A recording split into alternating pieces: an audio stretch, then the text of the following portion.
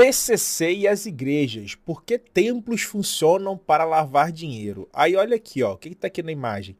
Assembleia de Deus para as Nações. Tá aqui, ó, uma das igrejas usadas por Colorido, um dos chefes do PCC, primeiro comando da capital, para lavagem de dinheiro, segundo a denúncia. Um dos líderes do PCC, uma das maiores facções criminosas do país, é acusado de comprar ao menos 7 igrejas evangélicas para lavagem de dinheiro. Isso aqui que é conhecido, tá?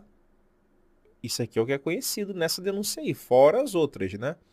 Os templos, assim como imóveis e negócios de gado, teriam sido usados para esconder pelo menos 23 milhões vindos do tráfico de drogas. A lavagem de dinheiro em igrejas é atraente por ser difícil localizar a origem do seu sustento. O advogado Caio Zuanetti, especializado em direito empresarial, explicou ao UOL que instituições religiosas costumam receber doações periódicas sem ser necessária a identificação do doador, o que facilita o caminho de quem deseja esconder ganhos ilegais. Eu sou contra isso aqui, tá? Eu acho que quando você tem uma igreja, a igreja tinha que primeiro pagar imposto, tá? Tinha que pagar imposto. E nesse imposto ele tinha que declarar de quem está vindo, da onde está vindo esse dinheiro, né? Quem que está doando? Tinha que ter lá a fichinha, né, do membro, botando o nome dele, o documento dele e a quantia que ele está doando e por quê. Tinha que ter o porquê, né? Estou doando após uma pregação de promessa de cura, de milagre, etc. E esses documentos teriam que ser, ficar uma via com quem está doando, né? E uma via com a igreja. Porque amanhã depois essa promessa, esse milagre de cura não aconteceu, o cara tem uma prova, o resguardo de que ele deu aquele dinheiro ali por esse motivo, né? E não poderia ter coisa genérica, tipo assim, ó. Tinha que ter as opções ali, né? As opções e até um espaço em branco para poder ter uma descrição, né? Tipo assim, doação por pregação da prosperidade, doação por para ajudar numa campanha X e tal de caridade, por exemplo, né? E aí o cara ia guardar aquele recibo com ele. Eu acho que tinha que ter isso, né? E pagar a igreja pagar imposto. Só disso aí, meu irmão, tu já ia desmantelar um monte de igreja de fachada que é usada para poder fazer lavagem de dinheiro, né? Que é um crime muito, muito comum em igrejas, né? Existem várias formas de instituições religiosas ganharem dinheiro, seja através de doações ou de eventos para levantar fundos. E em todas essas formas é fácil colocar dinheiro sujo, porque, por exemplo, se eu supostamente receber uma doação para uma quermesse, posso declarar que ganhei 100 mil, mas não declarar a origem disso. Qual o problema da lavagem de dinheiro, galera? O problema da lavagem de dinheiro é porque quando você vende droga, quando você sequestra alguém, quando você tem um desmanche de peça de carro, esse dinheiro aí para ir para a pessoa poder gastar, ela tem que justificar. Da onde que está vindo esse dinheiro, né? Então, essa pessoa ela vai criar empresas de fachada, vai criar esquemas de negócio para ela meio que intermediar esse dinheiro chegando no bolso dela e justificar para a Receita Federal, tá? Então, quando você tem uma igreja com pastores, vagabundos, picaretas da fé, bandidos, lavando esse dinheiro, né, enganando as pessoas, igrejas enganando as pessoas, você consegue justificar, é só você falar que é doação, porque não tem como rastrear, porque não se declara. Não se declara isso, entendeu?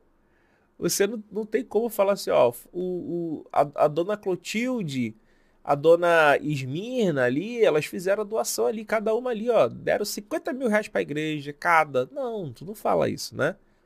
Você fala, bota tudo num pacotão e diz que foi doação, entendeu?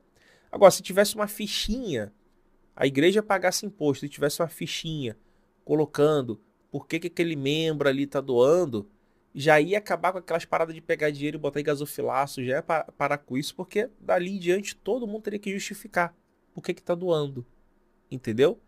Qual é a origem desse dinheiro? E aí a Receita Federal consegue dar uma encarcada, né, meu corego? Consegue pegar os bandidos da fé, né? Apesar de terem imunidade tributária, instituições religiosas ainda apresentam outros documentos da Receita Federal. Pela Constituição, igrejas são isentas de pagamentos referentes ao imposto de renda e ao IPTU, mas elas têm a obrigação de entregar documentos fiscais como ECF, Escritura Contábil Fiscal, com conteúdo semelhante à declaração de imposto de renda. Ainda assim, é fácil para os donos de igreja forjarem a origem dos ganhos. Os balancetes podem contar com números supostamente referentes a dízimos, doações e outras contribuições que, na verdade, vêm de ganhos ilícitos.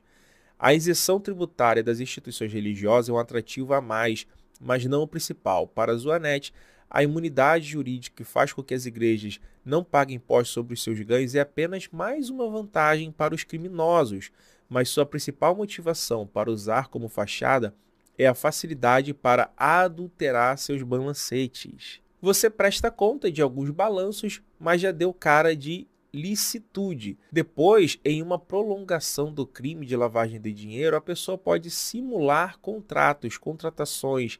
É possível, por exemplo, arranjar uma empresa cúmplice do crime e repassar um suposto salário com valor inflado para outras pessoas envolvidas. Ou então, faça o contrato de prestação de serviço e coloca o valor dele para cima em acordo com os donos. Então, olha só o que acontece aqui. Vamos pegar aqui o exemplo aqui do Edirzinho. O Edirzinho, ele é o empresário do crime. Aí o Edirzinho, ou o Silazinho, ou o Valdomirinho, eles são empresários do crime, por exemplo, né? Essas pessoas. Cada um deles tem que justificar para a Receita Federal da onde está vindo o dinheiro deles, da onde está vindo essa receita. Então, essa galera aí, eles vão criar empresas de fachada, né? Empresas, como é que pode dizer assim, com laranjas, né? Esquemas, empresas para justificar que elas estão fazendo serviços e recebendo por esse serviço. Então a igreja, após fingir que recebeu aquele dinheiro através do dízimo e das ofertas e outras formas aí, quermesse, essas coisas assim, ela pega e contrata essas empresas fachadas por um valor muito alto. Entende? Ou vários serviços. E aí paga, forja ali notas, etc. Paga essas empresas. E aí no final, o Edirzinho, o Silazinho e o Valdomirinho, eles conseguem embolsar, né, o dinheiro no bolso deles. E assim o dinheiro está tecnicamente limpo, né? Está lavado. Tirou a sujeira, a ilicitude daquele dinheiro. PCC usava igreja evangélica para lavar dinheiro em São Paulo, diz Polícia Federal. Pastor é preso. A Polícia Federal prendeu na manhã desta quarta-feira, 21, 10 pessoas suspeitas de colaborar com o tráfico de drogas administrado pela facção criminosa PCC, primeiro comando da capital, na cidade de Itaquaquecetuba, Grande São Paulo. Até a manhã de hoje, outras 2 pessoas com mandato de prisão expedida ainda eram procuradas pela mesma operação. Entre os suspeitos estão um traficante do PCC e seu irmão, além de um pastor de uma igreja evangélica, um corretor imobiliário e donos de açougues e de concessionárias de carro. Eles facilitariam o comércio de drogas no município e faziam lavagem de dinheiro, segundo a investigação da Polícia Federal. De acordo com Fabrício Gali, chefe da Delegacia de Repressão e Entorpecente da PF, os 2 irmãos eram os principais alvos da investigação porque eram os responsáveis pelo tráfico na cidade. O dinheiro do tráfico era juntado ao dízimo na igreja, que foi construída só para essa função. Donos de empresas de automóveis cediam carros para transporte de drogas, açougues faziam lavagem também. E a imobiliária alugava imóveis para a facção disse. Então, zero surpresa no front, né? Por isso que a gente tem que parar de ficar passando pano para a igreja e parar com esse negócio de bancada evangélica e colocar leis duras onde a Receita Federal vai poder investigar as igrejas e os poderosos da fé, e não só igrejas, mas qualquer instituição. Tem que ser investigado, tem que ter a origem do dinheiro, tem que declarar da onde esse dinheiro está vindo. Porque se você enforcar o dinheiro, a fonte do crime organizado, meu irmão, você dá um baita de um prejuízo no esquema desses caras, né? Porque como é que eles vão justificar a vida de luxo se não for através de uma lavagem de dinheiro pesado. Delator cita a relação de concierge do PCC e pastor Valdemiro. Eita ferro! Segundo a investigação da Polícia Federal, William Agatti se aproximou de um pecuarista que lavaria dinheiro com o pastor. Tá aqui, né, o cara, né? Ó, relatório da Polícia Federal, no âmbito da Operação Mafiose, que investiga um grupo especializado no tráfico internacional de drogas, aponta para o envolvimento de pastor Valdomiro Santiago de Oliveira com William Barile Agatti, conhecido como concierge do crime. A suposta relação entre eles é narrada pelo empresário Marcos José de Oliveira, que fez um acordo de delação com a corporação. Segundo ele, Agatti teria começado a andar com um pecuarista que supostamente lavava dinheiro por intermédio de Valdemiro. William Barile começou a andar com um pecuarista muito forte. O nome dele é Joselito Golim, apelido Paulo Golim, um dos maiores pecuaristas do Mato Grosso. Esse cara é 50 vezes maior que Cabeça Branca, diz trecho da delação. Cabeça Branca seria Luiz Carlos da Rocha, considerado um dos maiores traficantes da América do Sul. Ele foi preso em julho de 2017. Segundo o delator, Joselito Golim esquenta dinheiro dentro da igreja do pastor Valdemiro Santiago, SIC, né? Valdemiro seria proprietário da Igreja Mundial do Poder de Deus, além da Interteve Serviços e a Jetwings Táxi Aéreo, que também são citadas na apuração. Então perceba que esse é um esquema, galera, que envolve grandes igrejas, grandes corporações. O crime organizado ele já tomou conta das instituições religiosas há muito tempo. Você acha que é a tia Janete, com sua aposentadoria de um salário mínimo, que está financiando a riqueza, o luxo de milhões desses líderes religiosos picareta da fé? Não. Tem muita organização criminosa envolvida, tem aí lavagem de dinheiro de outras instituições de corrupção, seja política, empresarial, envolvido nisso aí, galera. Por isso que tem que se fechar o cerco contra o crime organizado e contra as empresas, né? Que são as igrejas, que são empresas do crime, né? Muitas das vezes. Então, sim, tem que aumentar a fiscalização. Não tem essa. Porque muitos líderes religiosos estão envolvidos até o pescoço com o crime organizado. Muitos líderes religiosos estão indo para a política com a fachada de serem homens de Deus, mas nos bastidores estão envolvidos com lavagem de dinheiro. Tá? A não ser que você queira viver em um narco-estado teocrático, né? Um narco-estado teocrático que é controlado por políticos ou influenciam políticos através do seu poder, do dinheiro, do tráfico, do crime, etc. Porque o crime organizado, galera, eles pagam, inclusive, como é que eu posso dizer assim, faculdade, né, especialização para certas pessoas para trabalharem para elas, né, para trabalharem para eles no crime. E aí você consegue colocar, inclusive, deputados, senadores que possam ter envolvimento com o crime organizado, né? Financiar a campanha desses caras. Então, para não termos nenhum narco-estado teocrático, nós temos que ter uma fiscalização. A Receita Federal tem que ter acesso a contas de empresas, né? E tem que ter acesso também às igrejas. Porque se não for assim, meu irmão, como é que tu vai fiscalizar? Você está entendendo? Aqui tem um artigo que vai falar o seguinte, ó. A utilização de templos religiosos como um mecanismo para a lavagem de capitais proveniente do narcotráfico sob o disfarce do dízimo no Brasil.